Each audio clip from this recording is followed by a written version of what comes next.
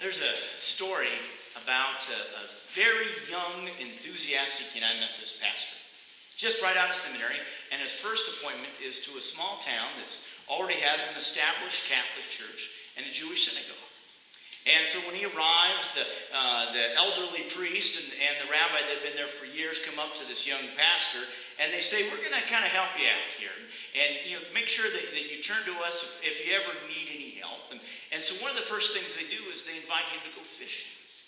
And so they go out into the fishing boat, and they're out about 50 yards away. And the priest says that he's thirsty, and then looks up and realizes that the cooler is on the shore. And the rabbi says, oh, that's all right. And so he gets out of the boat, and he walks up to the shore and gets the cooler and brings it back to the boat.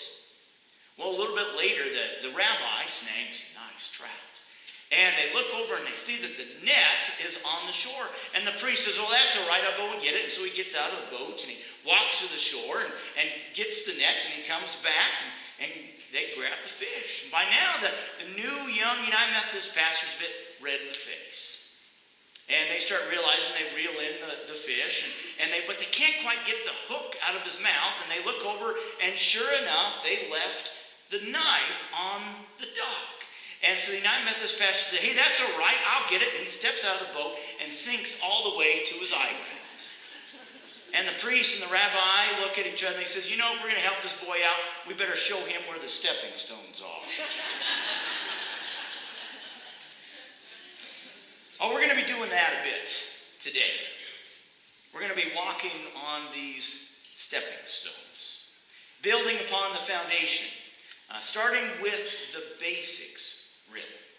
See, Dave Ramsey and his ministry was so instrumental to me that I decided to devote an entire month to his lessons and maybe help you out in the process. Whether you're struggling with something or need to learn something new or be reminded, as Dave teaches, those lessons that your grandmother taught you but we keep our teeth in. Today's lesson is something basic. The stepping stones, if you will. But before we get to Dave Ramsey's lesson, let's go ahead and turn to our scripture passage.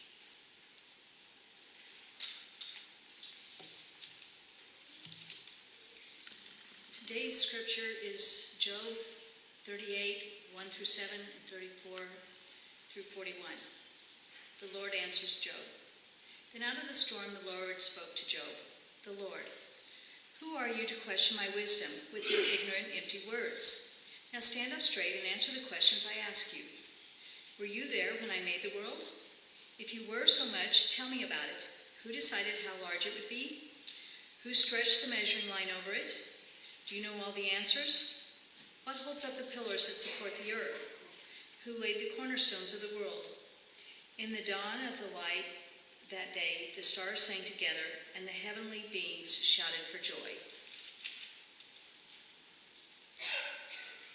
Can you shout the orders to the clouds and make them drench you with rain? And if you command the lightning to flash, will it come to you and say, at your service? Who tells the ibis when the Nile will flood? Or who tells the rooster the rain will fall? Who is wise enough to count the clouds and tilt them over to pour out rain that hardens the dust into lumps? Do you find food for the lions to eat and satisfy hungry lions when they hide in their caves or lie in wait in their dens? Who is it that feeds the ravens when they wander about hungry, when their young cry for me for food? Thank you. Job has to be one of my favorite books of the Bible. We could spend an entire year on just this one book. The beginning of Job actually doesn't have anything to do with Job at all. You actually start out in what is referred to as the heavenly council, chaired by God, of course, and everyone's given their reports, and in strolls in the Satan. Now notice I didn't say Satan. I did not say the devil. If you look at the passage, it is the Satan. It's like a title, which literally translates adversary or opposing counsel or opposing an attorney. And so anyway, everyone kind of says, so the Satan, what have you been doing? And the Satan says, well, I've been strolling around the earth kind of seeing how people are treating each other. And then we have kind of an unusual thing that takes place. Satan, he looks to God and he says, do you have anyone on earth that is righteous? And God says, you bet I do. I have my man Job. And we have a challenge here. Satan says, okay, I'm going to try and get Job to curse your name. Now you realize I'm leaving some things out, and I recommend that you read the book of Job. It is a fascinating, sometimes a very interesting read, but there's a lot going on here. And so what we find at this point is that Satan takes everything away from Job. Takes his property away, takes his wealth away. Job watches his kids die. Job gets these horrible sores all over his body. Even though it's a fascinating reading, it is tough at times. And at one point, his wife even says to him, Job, just curse God and give it over with. And then the book takes a really interesting turn. There's a series of friends that come up to Job. Now, I use in quotations friends because really this is a dialogue, it's a debate. If you look at each of the friends, each one represents one particular type of theology. And they start arguing with Job based on that one type of theology. One says to him, Job, you are being punished for something that you did. And Job begins to argue and says, no, that can't be. And he lays out this argument and that argument. It can't be. No, I haven't done anything wrong. I'm a righteous person. And then another friend comes up and says, Job, it was one of your family members. One of your kids did something. This is why suffering has happened to you. And Job argues with them. And then another one comes up and says, Job, you just weren't chosen by God. And the argument continues. And another one says, it was the nation of Israel. They have done something very wrong. And again, the argument. And then someone says, but Job, everything happens for a reason. And Job says, you didn't obviously hear Seth's sermon on that. And then another one says, Job, you just aren't good enough. And this goes on for 35 chapters. And just before today's lesson, you start to see a change in Job's argument. He stops arguing with his friend's poor theology. And he starts questioning the very wisdom of God. The very created order. He doesn't even at this point even examine his own suffering. He starts questioning why suffering was created in the first place. And he demands to know why suffering exists. And he wants an audience with God right now. And in chapter 38, that's what he gets. And boy, does he get it. Where were you, Job, says God, when I created the earth? Where were you, Job, when I created the foundation? Job, where were you when I stopped the water and created land? And so on and so on. And this goes on and on. In fact, if you look at just those chapters, you have the entire created order. You don't even need to read Genesis. It's a fascinating read. God doesn't hold anything back at this point. It reminds me of the story once I heard about a mom and she's running errands with her two small kids, and all morning long the kids are pestering her and saying things like, can't we go to the new toy store? Let's get some ice cream. Or, we want to go home now. And pretty soon the pestering turns to complaining and then to angry questions. Why can't we go where we want to? Why do we have to go into that store? Why can't we eat lunch now? Why do we always have to do what you want to do and we can't do what we want to do? And finally, the mom has had enough. She gets right down to their level, chin to chin, and she says, because I'm the mom, that's why. This scenario kind of reminds me of the dialogue between God and Job. Job progresses from acceptance to complaining to questioning to outright bitter accusations. And God's response is, because I'm God, that's why. And I think that's how a lot of people kind of approach the book of Job. It kind of scares us a bit. That's why I want to draw your attention to just one verse in particular. Verse 41. Who provides for the raven its prey when its young ones cry to God and wander about for lack of food? God is saying here, where does it all come from? This is the basics. This is the foundation. This is the very stepping stones. It's very clear here that God makes everything comes from God. It reminds me of a story I heard once out of the Revolutionary War. A company of soldiers are building a fort out of really heavy logs. And they're struggling to lift up this one heavy log. And the captain is just kind of with his hands on his hips, kind of yelling, heave it up, come on! When all of a sudden, a stranger in plain clothes comes up riding up on a horse. And he stops and he asks the captain, why aren't you helping your soldiers? And the captain says, because I'm the captain, that's why.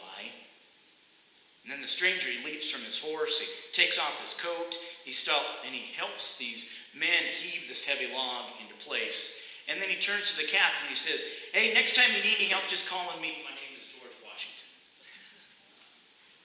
God is not saying, I'm going to stand back here with my hands on my hips and kind of let you do things. No, God is saying, I'm going to provide. I'm going to provide prey, P-R-E-Y. Water, provisions, the basics to survive. You see, this lesson was so valuable to me when I was going through Dave Ramsey. I shared with you that I'm a money guy, I'm a numbers guy, what Dave Ramsey would call a money nerd. I'm the guy that tries to make everything work. And so when Sarah and I were talking about our family budget, we didn't think it was possible. We looked at all of our bills and we thought we don't have enough money to pay for everything. We couldn't make it work. In fact, we kept having these money discussions where I like to call it the big green elephant in the room. We kept avoiding all of it because every time that we would go in there and we would talk about money, boy, it would create a money discussion. What some people might call a fight. We call it a money discussion. And what we needed was a lesson on the basics, on what Dave Ramsey calls the four walls. Now the concept really is pretty simple. It's think of like a chair. A chair can stand on two legs, but it's going to take me a long time to try and get this to balance. Now you can add a leg to a chair on three legs, and it does all right. But if you look at most chairs, they are perfectly balanced on four legs. It's the basics of almost all chairs. And the concept really is kind of like building a home. You have one wall that continues to support another wall and another wall and another wall, just like in almost any homes that you have. Well, the family budget needs four particular things as the basics. And when I mean needs, I'm not talking about a want, I'm talking about a need. For example, you've got food. That's one need. The next one is clothing, and not just because society says so, but because we live in Nebraska and it gets cold. You need clothing. The third one is shelter, or a roof over heads, and that includes utilities. And then the fourth one is transportation to a job. Now, once you put all of these things together,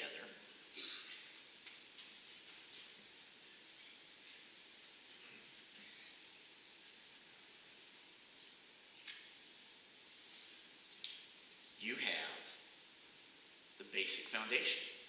Everything balances out. And so once you have these four basics, then you can start adding things like maybe a debt payment, or maybe saving for a vacation, or maybe putting some money away. The basics put everything into perspective. The four walls is the foundation. And once you take care of these needs first, everything flows from that. And what God is saying here is that God provides these needs. When Stanley Tam of Lima, Ohio was a young man, he found that he had this knack to be a salesman. And this seemed to happen about the same time that he accepted Christ and he began to tithe. Now, in his business life, he landed a job in a business that reclaimed silver from the plates used in photographic studies. As time passed, he bought the company, and with things going quite well, he did something very unusual. He changed his legal papers and made God his senior partner. giving 51% of his profits to the Lord. Now later, after branching out into the plastic business, Mr. Tam took a further step. He legally turned over all of his business to God and began working for a salary just as he would as if he was just any other employee. And today, the Stanita Foundation distributes sizable amounts of money to various religious organizations, including more than 20 foreign missionaries. Now, the question that Stanley Tam often gets is, did you do this to dodge taxes? Well, no. Last year, the company paid $300,000 in taxes based on the profits of his United States Plastics and State Smelting and Refining Corporation.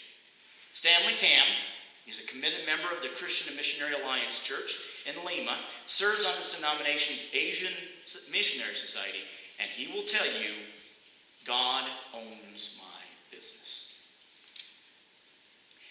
Last week, I talked about this sense of the heart in this lesson of Jesus and the rich young ruler that was struggling to find this formula in how to get to heaven. And Jesus said, give all your money away. And then he calls everyone that's listening, calls them children, which at that time was kind of a bad name. And then he says it's easier for a camel to get through the eye of a needle than to get to heaven. Now, if you think about it, none of that computes. If you're a numbers guy or you mess around with algebra, inputting this stuff into a calculator, into a computer, it doesn't make sense. Inheriting heaven really is a matter of the heart. Turning over one's ownership of a business to God is a matter of the heart. Understanding that God provides everything, yeah, that's a heart thing. And the concept of the four walls, the basics, it won't make sense until your heart comes around. There's a story about John Wesley. During his life, the British in the United Kingdom, the Brits, experienced a rapid urbanization and the beginnings of industrialization. This caused the collapse of rural economies and problems in city centers, such as overcrowding, disease, crime, unemployment, debt, substance abuse, and of course the rise of insane asylums. Meanwhile, a small upper class spent sums of money to distance themselves literally and figuratively from the growing problems. The top 5% of the population controlled nearly 1/3 of the national economy. Does that sound like today? Now, Wesley was a part of the lower middle class, interacted mostly with the people who worked hard, owned little, and could never be certain of their financial future. But he eventually became such a well-known preacher that he earned £1,400 per year. That's the equivalent of $160,000 today. Still, Wesley chose to live simply but comfortably on £30 while giving the rest away. He donated nearly all of his £30,000 he earned in his lifetime. One of the quotes that has been recorded for posterity about the end of his life, he said, "If I leave behind me 10 pounds, you and all mankind can bear witness against me that I have lived and died a thief and a robber." Now, if you remember your lessons in confirmation or in United Methodism about Wesley, you know that he had this moment where he said that he felt his heart strangely warmed. Now, what does that mean scientifically? I don't even think Wesley could explain that. But we do know what it did in his lifetime. It gave him meaning. It gave him a sense of purpose, a point in serving God. It was the basic foundation of his faith as a pastor and as a leader of the Methodist movement. The four walls is just an understanding that at our core, it all comes from God. And when we understand this, our heart just may be strangely warmed. Amen.